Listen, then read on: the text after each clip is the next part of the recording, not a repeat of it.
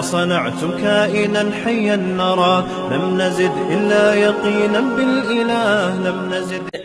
جو اصل واقعہ بتانا چاہ رہا ہوں، سلیمان علیہ السلام نے کہا جب یہ آئے گی نا تو ہم اس پہ کہتے ہیں نا کہ ایک سیاست ہوتی ہے بھرم میں لینا، اس کو ہوتا ہے نا بھرم.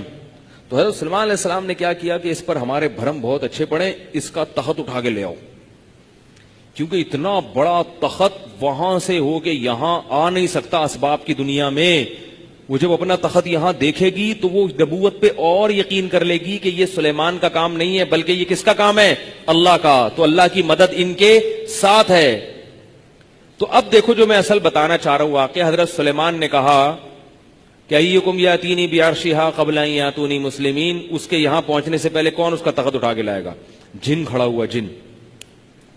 جن نے بولا آپ یہاں پہنچنے کی بات کرتے ہیں، مجلس برخاست ہونے سے پہلے یہاں حاضر ہوگا. اب قرآن کے الفاظ دیکھو، قال الذی عنده علم من الکتاب، جن کے پاس کتاب کا علم تھا، زبور کا ایک بزرگ تھے، انہوں نے کہا پلک جھپکنے سے پہلے یہاں حاضر کروں گا. اور یہ کہا اور تخت حاضر. اب یہ واقعہ اگر فضائل اعمال میں لکھا ہوتا، قرآن میں نہ ہوتا، تو ہماری ایسی کی تیسی ہو چکی ہوتی کہ نہیں ہوتی؟ ایک اور کلپ مارکیٹ میں بولو نا آ چکا ہوتا. ایک اور نوجوان کوئی مفتی بیٹھتا پگڑی چھڑی باندھ کے، اس کو بڑا خوش ہوتا، ایک فضائل اعمال اور فضائل صدقات کے خلاف ایک ایٹم بم مل گیا. شیخ الحدیث نے لکھا کہ وہاں سے ایک بزرگ تخت اٹھا کے یہاں لے آئے.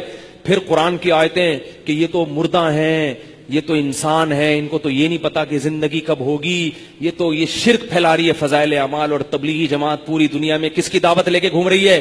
شرک کی دعوت لے کے گھوم رہی ہے.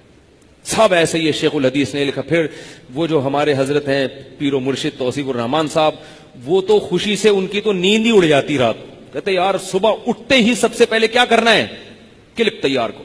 ایک دم کیمرہ آتا اور پھر توحید پر الحمد سے لے کے والناس تک قرآن میں توحید پر جتنی آیتیں ان کی تلاوت ہوتی. اور اس توحید کا مقصد ہندو کو مسلمان کرنا نہیں بلکہ مسلمانوں کو دائرہ اسلام سے باہر نکالنا. آج کل جو توحید بیان کی جا رہی ہے اس کا مطلب یہ نہیں کہ ہندو کی طرف مسلمان ہو جائیں توحید سن کے، بلکہ جو پہلے سے مسلمان ہیں ان کو دائرہ اسلام سے باہر نکالنا. یہ ہے ہی نہیں. تو پھر لوگ ہمیں فون کرتے، ہم کہتے یار پہلے کم قصے ہیں جو ایک نئی ٹینشن میں ڈال دی.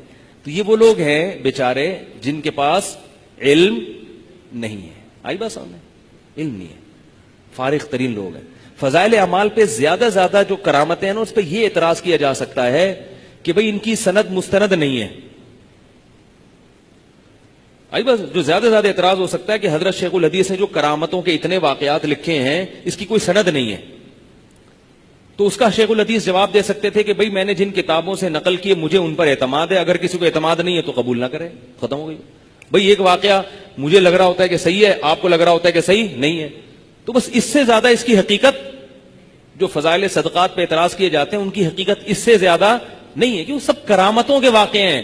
کرامت میں نسبت بزرگ کی طرف ہوتی ہے مجازن، حقیقت میں کون ہوتا ہے کرنے والا؟ اللہ ہوتا ہے. اب آپ کہیں کہ پھر ان بزرگ کی طرف نسبت کی کیوں؟ یوں ہی کہتے تھے اللہ نے یہ کیا، اللہ نے یہ کیا، اللہ نے یہ کیا. جیسے ایک فضائل اعمال میں واقع ایک بزرگ نے مردے کو زندہ کر دیا، تو بھئی یوں کہو نا کہ ان بزرگ کے ذریعے اللہ نے مردے کو زندہ کر دیا. تو فضائل اعمال میں ان بزرگ کی طرف نسبت اس لیے ہے کہ یہ نسبت مجازی کہلاتی ہے. اور یہ نسبتیں قرآن میں بھی ہیں. حضرت عیسیٰ کے بارے میں قرآن میں آتا ہے کہ حضرت عیسیٰ نے کہا احیی الموتى، میں مردوں کو زندہ کروں گا. حالانکہ حضرت عیسیٰ مردوں کو زندہ نہیں کر سکتے تھے. ہمارا یہ عقیدہ ہے. کون کرتا تھا زندہ؟ اب قرآن میں آ گیا کہ حضرت عیسیٰ انسان ہو کے مردے کو زندہ کر رہے ہیں، اس کے خلاف ان کا کوئی کلپ نہیں.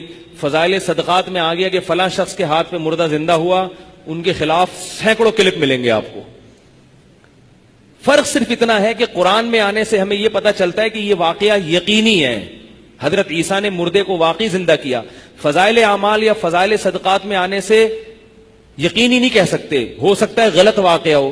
حضرت شیخ الحدیث کو غلطی ہوئی ہو، جس نے یہ واقعہ نقل کیا ہو اس نے جھوٹ بولا ہو، حضرت شیخ الحدیث نے سچ سمجھ کے کتاب میں لکھ دیا. اور یہ بھی ہو سکتا ہے کہ نہیں، اس نے جھوٹ نہ بولا، وہ سچا واقعہ. اس سے زیادہ اس پہ کلپ نہیں بن سکتا. نہیں آ رہی میرے خیال بات. اور اس قسم کے واقعات علامہ ابن تیمیہ، ابن قیم اور بڑے بڑے بزرگوں نے ماضی میں لکھے ہیں. ان کے خلاف کوئی کلپ بولو بھائی نہیں بنتا. کوئی کلم نہیں بنتا، کیونکہ وہ واقعات عربی میں ہیں اور ان کے خلاف رد بھی عربی میں ہوگا، اور عرب پکڑ لیں گے فوراً، بولیں گے ہمارے باباؤں کو تم نے کب سے برا بھلا کہنا شروع کر دیا بھائی. تو یہ تماشا ہو رہا ہے، اس لیے ان چکروں میں نہ پڑیں. تو میں یہ کہہ رہا تھا کہ سلیمان علیہ السلام کے جو بزرگ تھے انہوں نے کیا کہا. اچھا بعض لوگ یہ بھی اعتراض کرتے ہیں کہ وہ فلانے نے مردے کو زندہ کر دیا، حضرت عمر سے تو مردہ زندہ نہیں ہوا کبھی، فضائل صدقات میں فلاں بزرگ کے بارے میں لکھا انہوں نے یہ کر دیا، صحابہ سے تو یہ ہوا ہی نہیں، اس کا مطلب آپ کے بزرگ صحابہ سے بھی افضل تھے. تو یاد رکھو کسی سے کرامت کا صدور ہونا اس کی علامت نہیں ہے کہ یہ اپنے فلاں سے افضل ہو گیا. افضلیت کا معیار اعمال پر ہے، کرامتوں پر نہیں ہے. اب دیکھو سلیمان علیہ السلام خود نہیں لا سکے وہاں سے تخت، حالانکہ وہ نبی ہیں، پبلک سے کہہ رہے ہیں، ٹھیک ہے نا بھائی یار کوئی ہے ذرا کوئی تو لا کے دکھائے یار. پبلک کہہ سکتی تھی حضرت آپ پیغمبر ہیں، آپ کے تخت ہواؤں میں اڑ رہے ہیں، آپ جنات سے گپ شپ لگا رہے ہیں، آپ پرندوں کی بولیاں سمجھ رہے ہیں. تو وہ کہیں گے بھائی جتنا اللہ کر رہا ہے وہ کر رہا ہے، باقی مجھے اللہ نے یہ نہیں کہا کہ میں یہ بھی کر دوں گا. ہو سکتا ہے تم میں سے کسی کو اللہ نے الہام کیا ہو کہ وہ اللہ اس کے ساتھ یہ کرامت کر دے گا. تو اس لیے جن نے کہا، کیونکہ جن اسباب کی دنیا میں یہ کام کرتا اس کو جانا پڑتا ہوا میں، پھر لاتا تو کچھ نہ کچھ ٹائم تو لگتا نا. لیکن جو بزرگ تھے وہ اسباب کی دنیا میں یہ کام نہیں کر رہے تھے، ان کو اللہ کی طرف سے الہام ہوا کہ میں تمہارے ہاتھ پہ یہ کام کر دوں گا. تو اللہ کو ٹائم کی پابندیوں سے اللہ کیا ہے؟ آزاد ہے. تو جتنا ان بزرگ کو کہنے میں ٹائم لگا نا کہ تخت لا کے دکھاؤں، اتنا ٹائم تو لگا. جیسے ہی جملہ مکمل ہوا، کیا میں تخت حاضر نہ کروں؟ آپ کی پلک جھپکنے سے پہلے کی یا پہ جب بڑی یہ پہ جب پہنچے ہیں تخت سامنے حاضر. کیونکہ قرآن کے الفاظ کیا ہیں؟ قال الذی عندہ علم من الکتاب، اللہ فرماتے جس کے پاس زبور کا علم تھا، بزرگ تھے، انہوں نے کہا انا آتی کبھی، میں وہ تخت آپ کے پاس لے کر آؤں گا، قبل ان یرتد الیک طرفک، آپ کی پلک جھپکنے سے پہلے. فلما رآہ مستقرا، سلیمان علیہ السلام کو ابھی کوئی تبصرہ کرنے کا موقع ہی نہیں ملا کہ بھئی کیسے یا اچھا ہاں ہوں نا. فلما رآہ، اللہ فرماتے ہیں سلیمان نے اس کو اپنے پاس جب دیکھا، یہ رکھا ہوا ہے سامنے، ٹھیک ہے نا، قال ھذا من فضل ربی، فرمائیے میرے رب کا فضل ہے.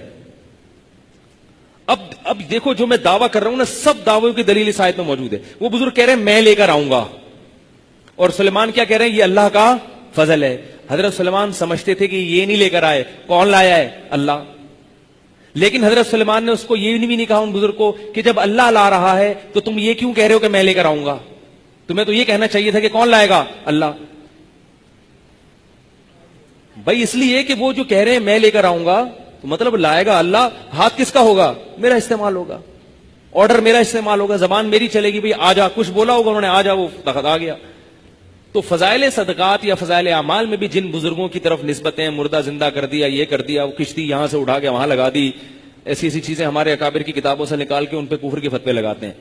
تو وہ ساری ان سب کا تعلق کرامات کے قبیل سے ہے، اور ہمارا عقیدہ ہے اور ان اکابر کا بھی عقیدہ تھا. وہ کرامتیں کرنے والا کون ہے؟ اللہ. نسبت کس کی طرف ہو رہی ہے ان بزرگ کی؟ وہ مجازی نسبت ہے، مجازی، حقیقی نہیں ہے. حقیقت میں ہمارا یہ عقیدہ نہیں ہے کہ یہ ان بزرگوں نے کیا، کر نہیں سکتے. انبیاء معجزہ نہیں کر سکتے تو بزرگ کرامتیں کہاں سے کر سکتے ہیں؟ نبی چاند کے ٹکڑے نہیں کر سکتے، اللہ نے کیے ہیں. تو جب نبی نہیں کر سکتے تو حضرت عیسیٰ مردے کو زندہ نہیں کر سکتے تو بزرگ کہاں سے کر سکتے ہیں؟ آئی بات سمجھ میں؟ تو میں یہ کہہ رہا تھا کہ ابھی جو میں نے تبارک الذی والی آیت پڑھی ہے، وہو علی کل شیء قدیر، اللہ کیا فرماتا ہے؟ میں ہر چیز پر قادر ہوں.